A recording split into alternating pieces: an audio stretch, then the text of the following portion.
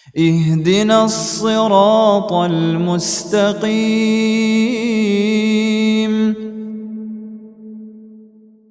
Bismillahirrahmanirrahim. Innal hamdalillah nahmaduhu wa nasta'inuhu wa nastaghfiruh wa na'udzu billahi min syururi anfusina wa min sayyiati a'malina. May yahdihillahu fala mudhillalah wa may yudlil fala hadiyalah. Wa asyhadu an la ilaha illallah wahdahu la syarikalah wa asyhadu anna nabiyyana Muhammadan abduhu wa rasuluh. Allahumma salli wa sallim ala nabiyyina Muhammad wa ala alihi wa ashabihi wa man ihtada bihadihi wa istanna bi sunnatihi ila yaumiddin, amma ba'd. Alhamdulillah, kaum muslimin yang dirahmati oleh Allah Subhanahu wa taala. Dalam kehidupan kita, lumrahnya seorang manusia selalu mendambakan kehidupan yang nyaman, kehidupan yang bahagia, kehidupan yang sesuai dengan harapan. Akan tetapi Allah Subhanahu wa taala telah mentakdirkan bahwasanya kehidupan yang Allah Subhanahu wa taala anugerahkan kepada umat manusia ini selalu terdiri atas dua keadaan. Keadaan senang dan susah, keadaan bahagia dan sedih. Dan apa yang kita harapkan selalu Allah takdirkan ada lawan dari apa yang kita harapkan tersebut. Nah, dalam keseharian kita tentunya kita lebih banyak melihat saudara-saudara kaum muslimin meminta, mengharapkan kepada Allah Subhanahu wa taala kebahagiaan dunia. Selain itu, seorang yang mukmin tentunya juga memohon kepada Allah Subhanahu wa taala berupa kebahagiaan ukhrawi, kebahagiaan yang didapati di akhirat nanti. Namun di sini kita akan membahas satu hadis Nabi sallallahu alaihi wasallam yang di dalam hadis tersebut terdapat contoh dari seorang salaf, yaitu sahabat Nabi alaihi salatu wassalam yang bernama Ubay ibn Ka'ab radhiyallahu anhu, yang merupakan salah satu sahabat Nabi yang pakar dalam hal qiraat, yang mana qiraatnya ini, bacaan Al-Qur'annya ini mendapat pujian dari Nabi sallallahu alaihi wasallam, dan Allah Subhanahu wa taala menyebut nama sahabat ini dan memerintahkan kepada Nabi sallallahu alaihi wasallam agar Ubay bin Ka'ab membaca Al-Qur'an di hadapan Nabi sallallahu alaihi wasallam.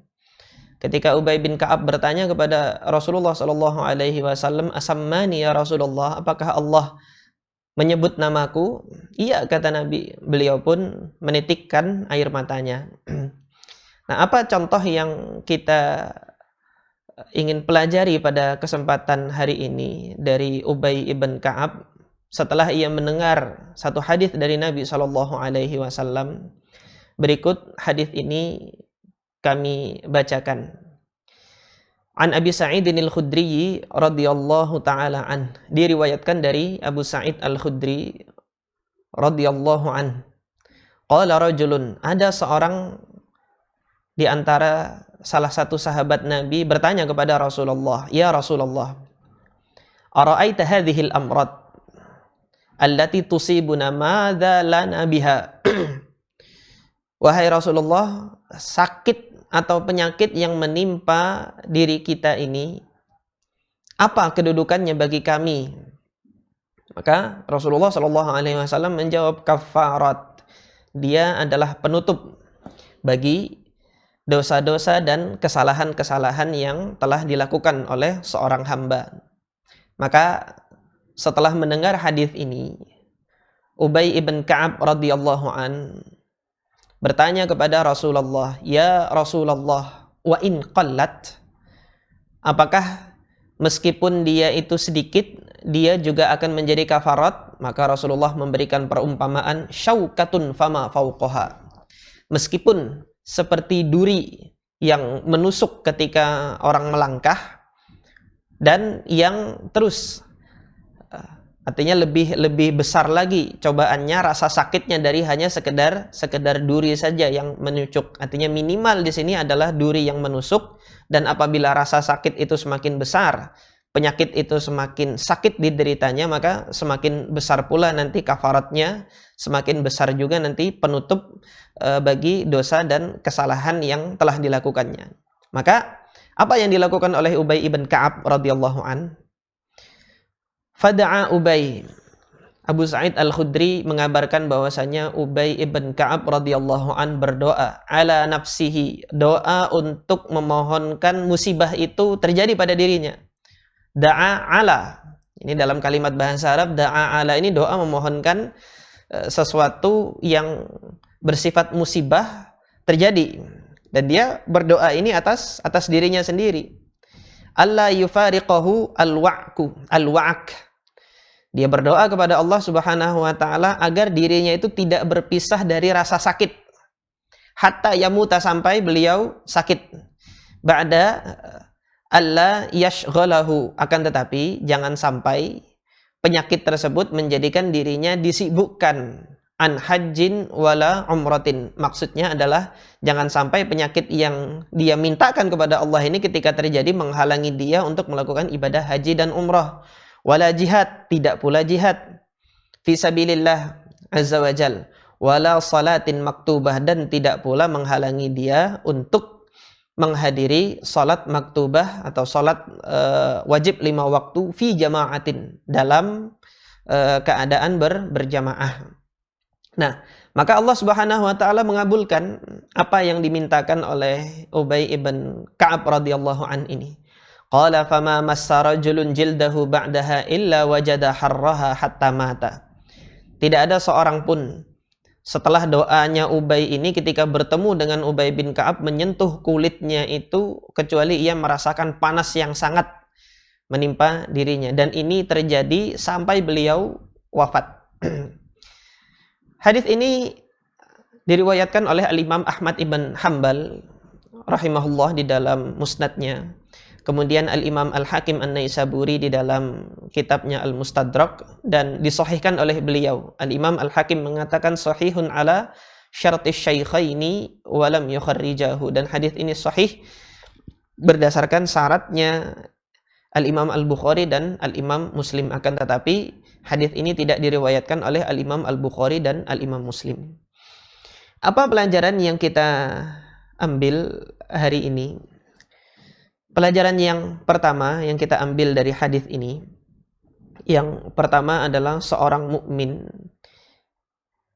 dia akan senantiasa bersabar apabila Allah Subhanahu wa taala memberikan cobaan kepada dirinya.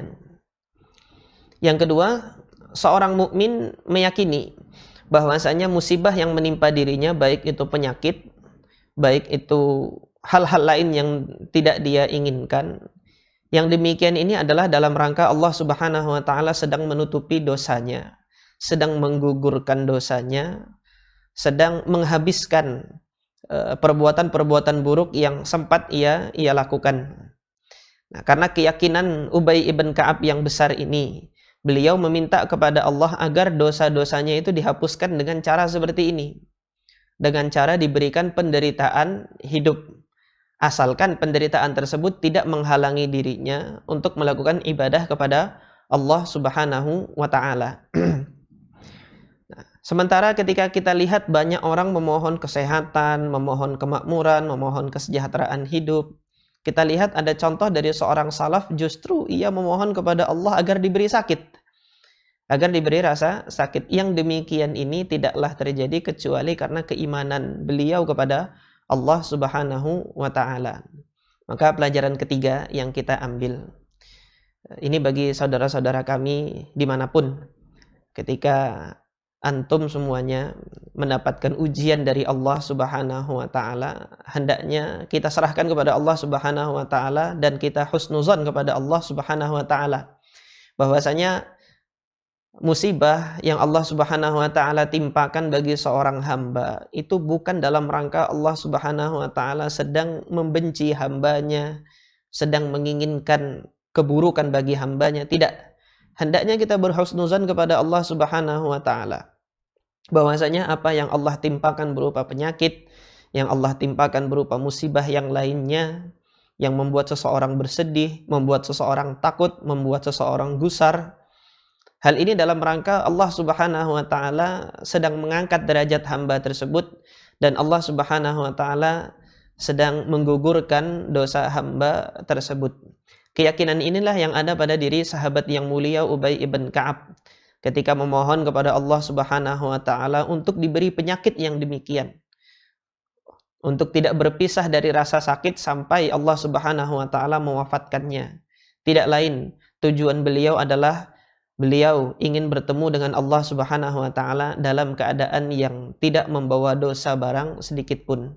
Mudah-mudahan pelajaran yang kita ambil dari sirah seorang salaf ini, dari teladan seorang salaf ini, dapat menjadikan diri kita semakin tenang apabila Allah Subhanahu wa taala memberikan musibah dan cobaan kepada diri kita. Dapat menjadikan diri kita ini semakin bersabar manakala ujian maupun penyakit yang sedang menimpa seseorang tidak kunjung sembuh dan ia sudah berupaya semaksimal mungkin untuk mencari kesembuhan. Sampai di sini kaum muslimin yang dirahmati oleh Allah Subhanahu wa taala, bukan berarti, ini yang perlu menjadi catatan, bukan berarti ketika Ubay ibn Ka'ab ini meminta sakit kepada Allah, berarti kita tidak boleh meminta kesembuhan kepada Allah. Tidak. Justru mengupayakan kesembuhan ini adalah perintah dari Nabi Sallallahu Alaihi Wasallam. Karena di hadis yang lain Nabi Sallallahu Alaihi Wasallam memerintahkan seorang Muslim untuk mencari kesembuhan dalam sabdanya tadawau, carilah kesembuhan. Nabi Sallallahu Alaihi Wasallam memerintahkan bagi seorang Muslim untuk mencari kesembuhan, dan mudah-mudahan pembahasan mengenai bagaimana seorang Muslim mencari kesembuhan atas penyakitnya ini nanti kita bisa sampaikan dalam kesempatan yang lain. Semoga Allah Subhanahu wa taala menganugerahkan kesabaran kepada diri kita apabila kita ditimpa suatu musibah, dan semoga Allah Subhanahu wa taala menjadikan kita sebagai hamba yang bersyukur ketika Allah Subhanahu wa taala memberikan kenikmatan kepada kita, apapun bentuk kenikmatan itu. Hadza wa sallallahu ala nabiyyina Muhammad wa ala alihi wa ashabihi ajma'in.